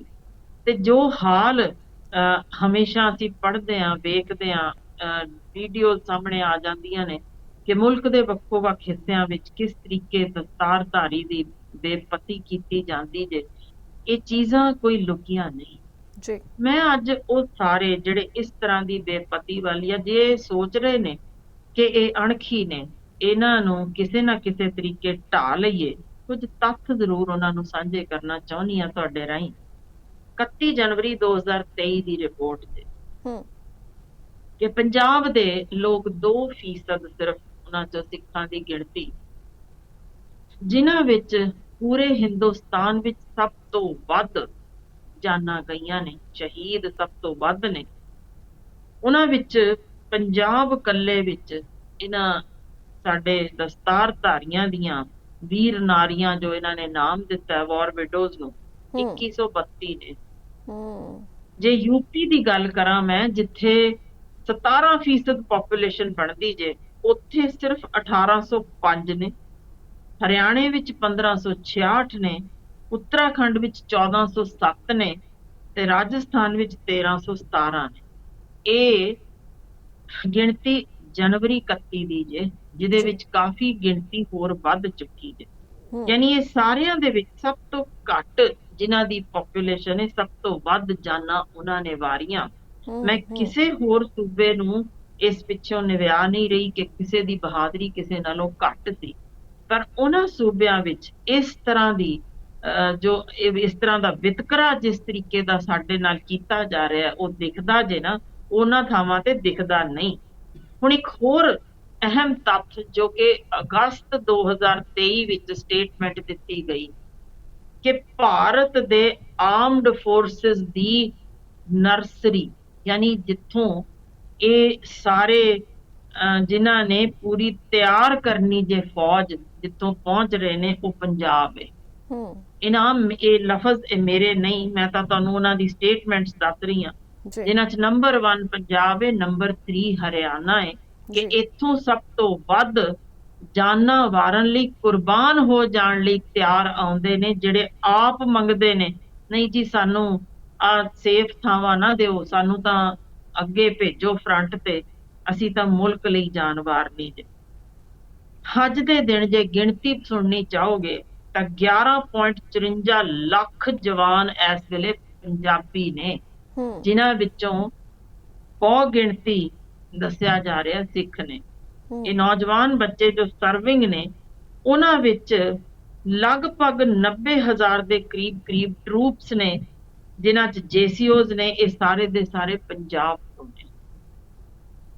ਇਹ ਸਾਰਾ ਕੁਝ ਵੇਖਦਿਆਂ ਇੱਕ ਹੋਰ ਵੀ ਸਟੇਟਮੈਂਟ ਦਿੱਤੀ ਗਈ ਕਿ ਸਭ ਤੋਂ ਵੱਧ ਬਹਾਦਰੀ ਨਾਲ ਜਾਂ ਜਿਹੜੇ ਜਾਂਬਾਜ਼ ਦਿਸਦੇ ਨੇ ਵੱਡੀ ਗਿਣਤੀ, ਉਹਨਾਂ ਵਿੱਚ ਇਹੀ ਸਿੱਖ ਸ਼ਾਮਲ ਨੇ, ਜਿਨ੍ਹਾਂ ਵਿੱਚ ਭਾਵੇਂ ਉਹ ਸਾਡੇ ਜਨਰਲ ਹਰਬਖਸ਼ ਸਿੰਘ ਹੋਣ, ਜਿਨ੍ਹਾਂ ਕਾਰਨ ਸਾਨੂੰ ਪਤਾ ਜੇ ਕਿ ਅੰਮ੍ਰਿਤਸਰ ਸਾਡੇ ਕੋਲ ਹੈ, ਭਾਵੇਂ ਉਹ ਤਿੱਬਤ ਦਾ ਹਿੱਸਾ ਹੋਵੇ, ਭਾਵੇਂ ਚੀਨ ਨਾਲ ਹੋਈ ਸੰਧੀ ਹੋਵੇ, ਭਾਵੇਂ ਉਹ ਦਰਾ ਖੈਬਰ ਉੱਤੇ ਹੁੰਦੇ ਹੱਲੇ ਹੋਣ, ਜਿੱਥੇ ਸਾਡਾ ਹਰੀ ਸਿੰਘ ਨਲੂਆ ਜਿਹਨੇ ਉਸ ਥਾਂ ਤੋਂ ਮੁੜ ਕੇ ਹੱਲੇ ਹੋਣ ਹੀ ਨਹੀਂ ਦਿੱਤੇ, ਭਾਵੇਂ ਅਬਦਾਲੀ ਦਾ ਮੂੰਹ ਤੋੜ ਜਵਾਬ ਦੇਣ ਵਾਲੇ ਕੋਈ ਖੜੇ ਹੋਣ, ਗਿਣੇ ਚੁਣੇ ਸਾਰੇ ਸਿੰਘ, ਇਹ 1.25 ਲੱਖ ਵਾਂਗ ਹੋ ਨਿਤਰੇ।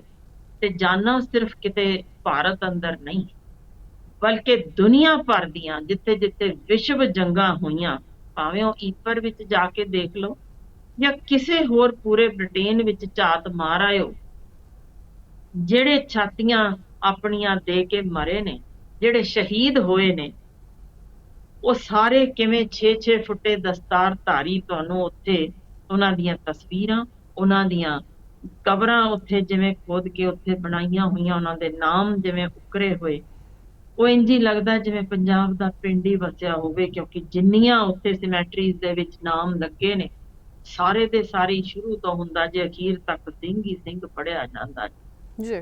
ਯਾਨੀ ਇਹ ਸਾਰਿਆਂ ਨੇ ਹਰ ਥਾਂ ਤੇ ਆਪਣੇ ਜੌਹਰ ਵਿਖਾਏ ਤਾਕਤ ਦੇ। ਪਰ ਉਹਦੇ ਵਿੱਚ ਫਿਰ ਮੈਂ ਸਵਾਲ ਜ਼ਰੂਰ ਪੁੱਛਣਾ ਚਾਹੁੰਦੀ ਹਾਂ ਕਿ ਕਿਉਂ, ਆਖਰ ਕਿਉਂ ਇਹਨਾਂ ਨੂੰ, ਪੰਜਾਬੀਆਂ ਨੂੰ ਜਬਰੀ ਪ੍ਰਵਾਸ ਵੱਲ ਜਾਂ ਜਬਰੀ ਨਸ਼ੇ ਵੱਲ ਤੋਰ ਕੇ ਨਸ਼ਈ ਬਣਾਉਣਾ, ਤੇ ਫਿਰ ਅਖੀਰ ਉਹਨਾਂ ਨੂੰ ਆਪਣੀ ਅਣਖ ਤੋਂ ਵੀ ਖੋਹ ਲੈਣਾ, ਜਿੱਥੇ ਉਹਨਾਂ ਨੂੰ ਮੁਫਤ ਖੋਰੇ ਬਣਾ ਕੇ ਕਿ ਹੱਥ ਅੱਡ ਕੇ ਸਰਕਾਰਾਂ ਵੱਲੋਂ ਦਿੱਤੇ ਜਾਂਦੀਆਂ ਮੁਫਤ ਚੀਜ਼ਾਂ ਤੱਕ ਆਪਣੀ ਅੱਖ ਸੀਮਤ ਕਰ ਲਓ। ਇਹ ਬਣਾ ਕੇ ਆਖਰ ਸਰਕਾਰ ਚਾਹੁੰਦੀ ਕੀ ਹੈ ਜੀ?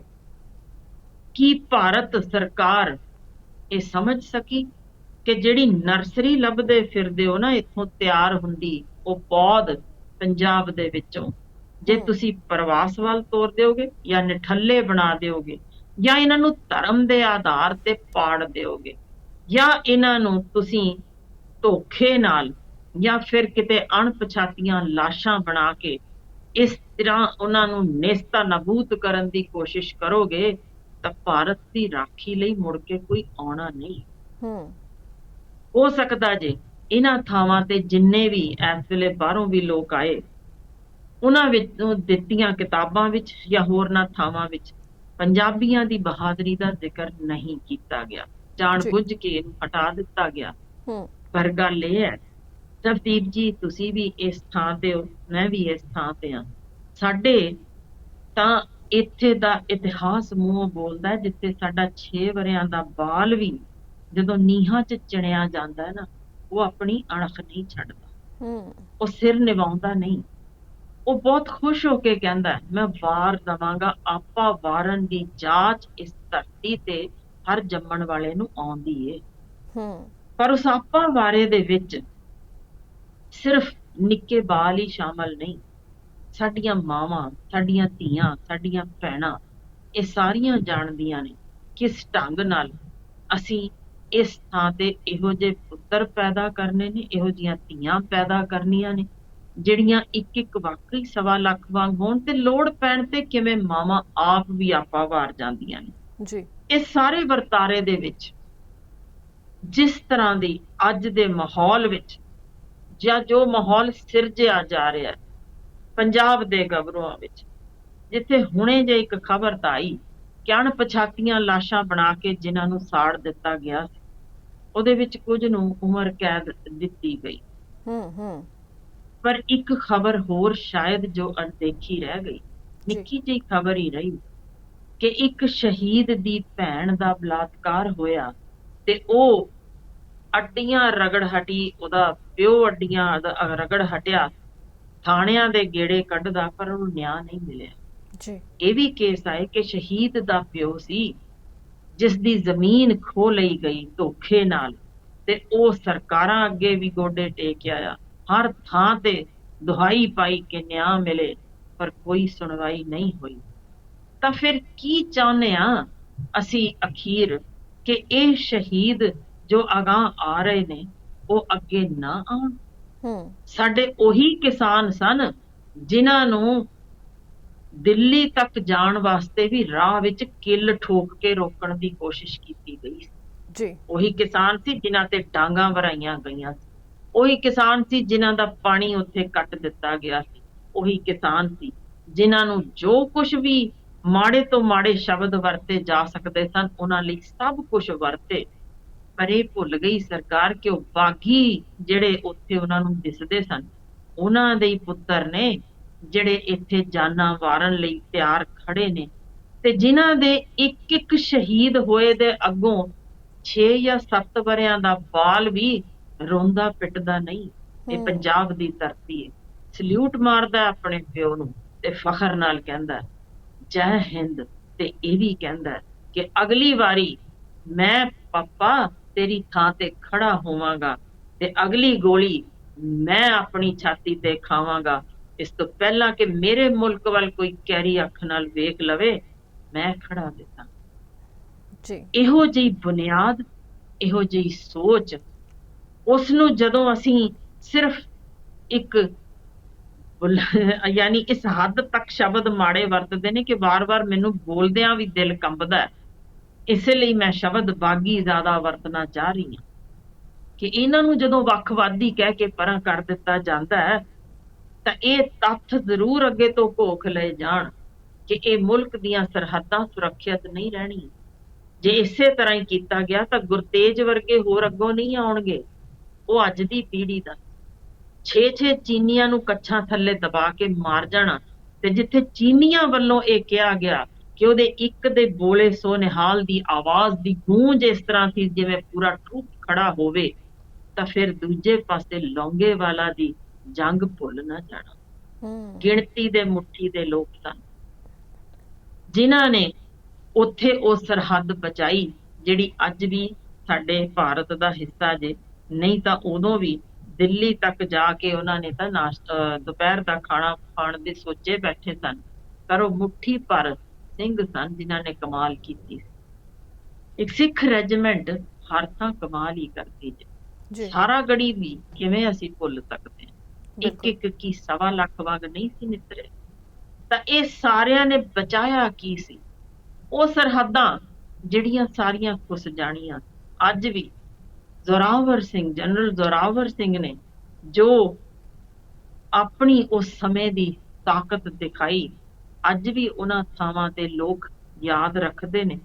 ਤੇ ਤਿੱਬਤ ਤਾਂ ਉਹਨਾਂ ਨੂੰ ਇਸ ਤਰ੍ਹਾਂ ਜਾਪਦਾ ਹੈ ਕਿ ਸਾਡੇ ਵੀ ਦੁਆਵਾਂ ਕਰਦੇ ਨੇ ਲੋਕ, ਸਾਡੇ ਘਰਾਂ ਵਿੱਚ ਵੀ ਇਸ ਤਰ੍ਹਾਂ ਦਾ ਪੁੱਤ ਜੰਮੇ। ਹੂੰ, ਜਾਂ ਹੋਰ ਵੀ, ਮੈਂ ਤਾਂ ਹਰ ਥਾਂ ਇਹਨਾਂ ਦੀ ਬਹਾਦਰੀ ਦੇ ਕਿੱਸੇ ਪਹਿਲਾਂ ਤੋਂ ਸੁਣਦੀ ਆਈ ਸਾਂ, ਪਰ ਪਤਾ ਨਹੀਂ ਕਿਉਂ ਸਰਕਾਰਾਂ ਅੰਨੀਆਂ ਗੁੰਗੀਆਂ ਬੋਲੀਆਂ ਹੋ ਜਾਂਦੀਆਂ ਨੇ ਜਦੋਂ ਪੰਜਾਬੀ ਨੌਜਵਾਨਾਂ ਤੇ ਜ਼ੁਲਮ ਕਰਨ ਤੇ ਆਉਣ। ਅਜੇ ਤਾਂ ਪੰਜਾਬ ਨੇ ਬਹੁਤ ਹਿਸਾਬ ਲੈਣਾ ਤੇ ਇਹ ਇਤਿਹਾਸ ਵਾਕਈ ਚੀਕਦਾ ਰਹੇਗਾ, ਕਿਉਂਕਿ ਅਜੇ ਤਾਂ ਸਾਡੀਆਂ ਅਣਪਛਾਤੀਆਂ ਲਾਸ਼ਾਂ ਵੀ ਪੂਰੀਆਂ ਨਹੀਂ ਹੋਈਆਂ ਜਿਨ੍ਹਾਂ ਦਾ ਹਿਸਾਬ ਅਸੀਂ ਲੈਣਾ ਹੈ। ਤੇ ਜਿਹੜੇ ਅੱਜ ਦੇ ਨੌਜਵਾਨ ਨਸ਼ਿਆਂ ਵਿੱਚ ਗਰਕ ਕੇ ਮੁੱਦੇ ਪਏ ਨੇ, ਉਹਨਾਂ ਦਾ ਹਿਸਾਬ ਵੀ ਪੰਜਾਬੀ ਜ਼ਰੂਰ ਲੈਣਗੇ। ਪਰ ਜਿਸ ਢੰਗ ਨਾਲ ਅਸੀਂ ਧੱਕ ਰਹੇ ਹਾਂ ਪ੍ਰਵਾਸ ਦੇ ਵਿੱਚ ਆਪਣੀ ਇੱਥੋਂ ਦੇ ਗੱਭਰੂਆਂ ਨੂੰ, ਸੱਚਮੁੱਚ ਉਹਨਾਂ ਵਿੱਚ ਇਹ ਸ਼ਹੀਦ, ਉਹਨਾਂ ਨਾਲ ਵਾਪਰਦੇ ਜੋ ਮਾੜੇ ਵਰਤਾਰੇ ਇਸ ਵੇਲੇ ਸਾਡੇ ਸਾਹਮਣੇ ਆ ਰਹੇ ਨੇ ਤੇ ਨਿਆਂ ਉਹਨਾਂ ਨੂੰ ਮਿਲਦਾ ਨਾ ਹੋਵੇ, ਤਾਂ ਫਿਰ ਆਖਰ ਇਹ ਚੀਜ਼ ਵੀ ਬਹੁਤ ਅਹਿਮ ਹੈ, ਸੋਚਣਯੋਗ ਹੈ ਕਿ ਅਸੀਂ ਕਿਸ ਪਾਸੇ ਵੱਲ ਚਾਲੇ ਪਾ ਰਹੇ ਹਾਂ। ਜੀ, ਬਿਲਕੁਲ ਮੈਮ। ਤਾਂ ਵਾਕਿਆ ਹੀ ਸੋਚਣ ਦੇ ਲਈ ਮਜਬੂਰ ਨੇ ਕਿ ਕਿਸ ਸਾਈਡ ਤੇ ਚਾਲੇ ਪਾਏ ਜਾ ਰਹੇ ਨੇ, ਕਿਉਂਕਿ ਗੱਲ ਫੌਜੀਆਂ ਦੀ ਹੋ ਰਹੀ ਹੈ, ਗੱਲ ਪੰਜਾਬੀਆਂ ਦੀ ਹੋ ਰਹੀ ਹੈ। ਪੰਜਾਬ ਦੇ ਬਹੁਤ ਸਾਰੇ ਨੌਜਵਾਨ ਜੋ ਫੌਜ ਦੇ ਵਿੱਚ ਗਏ, ਰਿਟਾਇਰਮੈਂਟ ਹੋ ਕੇ ਘਰਾਂ ਨੂੰ ਪਰਤੇ ਵੀ, ਪਰ ਬਹੁਤ ਸਾਰੇ ਨੇ ਜਿਹੜੇ ਤਿਰੰਗੇ ਦੇ ਵਿੱਚ ਲਿਪਟ ਕੇ ਵਾਪਸ ਵੀ ਆਏ। ਪਰ ਉੱਥੇ ਹੀ ਜੇ ਗੱਲ ਕੀਤੀ ਜਾਵੇ ਕਿ ਫੌਜੀਆਂ ਦੇ ਜਿਹੜੇ ਜਵਾਕ ਨੇ ਉਹ ਹਮੇਸ਼ਾ ਫੌਜ 'ਚ ਜਾਣਾ ਹੀ ਪਸੰਦ ਕਰਦੇ ਨੇ, ਕਿਉਂਕਿ ਉਹਨਾਂ ਨੂੰ ਗੁੜਤੀ ਮਿਲੀ ਹੁੰਦੀ ਹੈ। ਉਹ ਬਾਕੀਆਂ ਨਾਲੋਂ ਥੋੜ੍ਹੇ ਜ਼ਿਆਦਾ ਜੋਸ਼ੀਲੇ, ਬਹਾਦਰ ਹੁੰਦੇ ਨੇ। ਉਹਨਾਂ ਨੂੰ ਹੁੰਦਾ ਹੈ ਕਿ ਜਿਵੇਂ ਸਾਡੇ ਬਾਪ ਦਾਦੇ ਗਏ ਆਰਮੀ ਦੇ ਵਿੱਚ, ਜਿਵੇਂ ਉਹ ਹੱਦਾਂ ਸਰਹੱਦਾਂ ਤੇ ਲੜੇ ਜੂਝੇ, ਉਸੇ ਤਰੀਕੇ ਦੇ ਨਾਲ ਅਸੀਂ ਵੀ ਜਾਣਾ। ਭਾਵੇਂ ਕੋਈ ਸ਼ਹੀਦ ਦਾ ਪੁੱਤਰ ਹੋਵੇ, ਭਾਵੇਂ ਕੋਈ ਵੀ ਹੋਵੇ, ਤਾਂ ਉਹਨਾਂ ਨੂੰ ਲੱਗਦਾ ਵੀ ਫਿਰ ਕੀ ਹੋਇਆ, ਜੇ ਦੇਸ਼ ਦੇ ਨਾਮ ਸਾਡੀ ਜ਼ਿੰਦਗੀ ਚਲੀ ਗਈ ਤਾਂ ਫਿਰ ਕੀ ਹੋਇਆ। ਪਰ ਉੱਥੇ ਹੀ ਜੇ ਮੈਂ ਦੂਜਾ ਪਹਿਲੂ ਵੀ ਵੇਖਿਆ ਜਾਵੇ ਤਾਂ ਮੋਸਟਲੀ ਸਾਡੇ ਜਿਹੜੇ ਪੰਜਾਬੀ ਨੇ ਉਹ ਆਰਮੀ ਦੇ ਵਿੱਚ ਜਾਣਾ ਤਾਂ ਪਸੰਦ ਕਰਦੇ ਨੇ ਕਿਉਂਕਿ ਨੌਕਰੀਆਂ ਉਹਨਾਂ ਦੇ ਲਈ ਹੋਰ ਬਚੀਆਂ ਹੀ ਨਹੀਂ। ਪੰਜਾਬ ਦੇ ਵਿੱਚ ਜਿੰਨੀਆਂ ਵੀ ਨੌਕਰੀਆਂ ਨੇ ਉਹਨਾਂ ਤੇ ਤਾਂ ਬਾਹਰਲੀਆਂ ਸਟੇਟਸ ਦੇ ਜਿਹੜੇ ਲੋਕ ਨੇ ਉਹਨਾਂ ਨੂੰ ਮੌਜੂਦਗੀ ਦੇ ਦਿੱਤੀ ਜਾਂਦੀ ਹੈ, ਉਹਨਾਂ ਨੂੰ ਸ਼ਾਮਿਲ ਕਰ ਲਿਆ ਜਾਂਦਾ। ਜਿਵੇਂ ਹੁਣ ਪਿੱਛੇ ਹੀ ਕਿੰਨਾ ਰੌਲਾ ਪੈ ਕੇ ਹਟਿਆ ਕਿ ਕਿਸੇ ਹਿਸਾਬ ਦੇ ਨਾਲ 7 ਜਣੇ ਦੀ ਭਰਤੀ ਦੇ ਵਿੱਚ 6 ਸੀਗੇ ਜਿਹੜੇ ਉਹ ਹਰਿਆਣੇ ਦੇ ਸ਼ਾਮਿਲ ਹੋਏ, ਜਦਕਿ ਸਾਡੇ ਸ਼ੁਰੂ ਤੋਂ ਹੀ ਇਹ ਗੱਲ ਕਹੀ ਜਾਂਦੀ ਹੈ ਕਿ ਪੰਜਾਬੀ ਹੋਣੀ ਬੇਹੱਦ ਲਾਜ਼ਮੀ ਹੈ, ਪੰਜਾਬੀ ਦਾ ਐਗਜ਼ਾਮ ਐਕਸਟਰਾ ਹੋਵੇਗਾ। ਪਰ ਫਿਰ ਵੀ ਪਤਾ ਨਹੀਂ ਕੀ ਹੋ ਜਾਂਦਾ ਹੈ ਕਿ ਅਦਰ ਸਟੇਟਸ ਦੇ ਜਿਹੜੇ ਮੁੰਡੇ ਨੇ ਜਾਂ ਕੁੜੀਆਂ ਨੇ ਉਹਨਾਂ ਨੂੰ ਆਫੀਸਰਸ ਰੈਂਕ ਤੇ ਭਰਤੀ ਕਰ ਲਿਆ ਜਾਂਦਾ ਹੈ। ਤਾਂ ਹੁਣ ਪੰਜਾਬੀ ਨੇ ਜਿਹੜੇ ਉਹ ਤਾਂ ਜਾਣ ਕਿੱਥੇ, ਉਹਨਾਂ ਲਈ ਤਾਂ ਸਿਰਫ 2 ਹੀ ਮਹਿਕਮੇ ਬਚੇ ਨੇ, ਇੱਕ ਫੌਜ ਦਾ ਤੇ ਦੂਜਾ ਪੁਲਿਸ ਦਾ। ਦੇਖੋ, ਮੰਨੀ ਪਰ ਮੰਨੀ ਗੱਲ ਹੈ, ਜਦੋਂ ਅਸੀਂ ਕਿਸੇ ਹੋਰ ਲਈ ਖੂਹ ਪੁੱਟਦੇ ਹਾਂ ਨਾ, ਸਭ ਤੋਂ ਪਹਿਲਾਂ ਸਾਡਾ ਹੀ ਉਹਦੇ ਵਿੱਚ ਘਾਣ ਹੁੰਦਾ ਜੇ।